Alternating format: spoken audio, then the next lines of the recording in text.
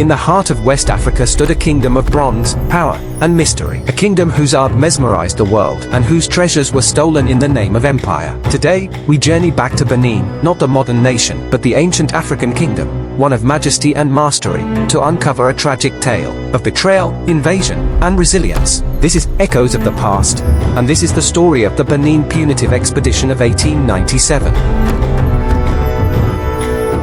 Long before European powers cast their greedy eyes on Africa, the Kingdom of Benin thrived. Ruled by the Oba, the Benin Kingdom, in present-day southern Nigeria, was a hub of advanced governance, military prowess, and astonishing artistry. At the heart of it all stood Benin City, a marvel of architecture and city planning. Its vast earthworks, intricate street systems, and stunning bronze plaques told the story of a people deeply rooted in heritage. And the Benin Bronzes, finely detailed castings of royal history and mythology, stood unmatched in the world. But in the late 1800s, the British Empire was expanding its reach, hungry for palm oil, rubber, and control. Britain eyed Benin's wealth, but the Oba of Benin, Oba Oven Ramwan Nobezi, resisted their demands. He refused unfair trade treaties and restricted access to European merchants. To the British, this resistance was unacceptable. In 1897, a British delegation attempted to enter Benin City during a sacred royal festival when visitors were strictly forbidden. The Oba's guards, confused and angered, intercepted and killed most of the British party.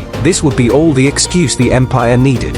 Weeks later, Britain launched a military campaign called the Benin Punitive Expedition, but make no mistake, it was anything but just. Over 1,200 soldiers marched toward Benin City, equipped with Maxim guns, artillery, and fire. They burned the city to the ground. They exiled the Oba, and they looted the royal palace, taking over 4,000 pieces of art, including masks, plaques, and statues. Many of these treasures were sold to fund the invasion. Others now sit in prestigious museums, in London, Berlin, New York, and beyond.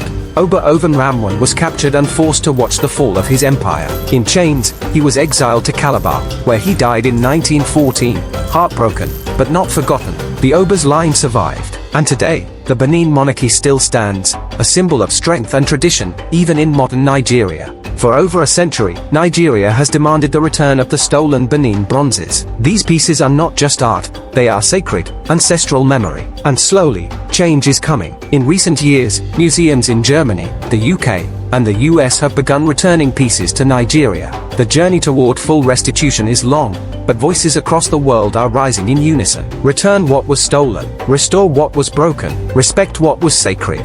The story of the Benin punitive expedition reminds us that history is not just in the past. It echoes in every stolen statue, every silenced kingdom, every voice demanding justice. Let us listen to those echoes and learn. This was Echoes of the Past. If you believe stories like this should never be forgotten, subscribe and share. Until next time, stay curious, stay conscious.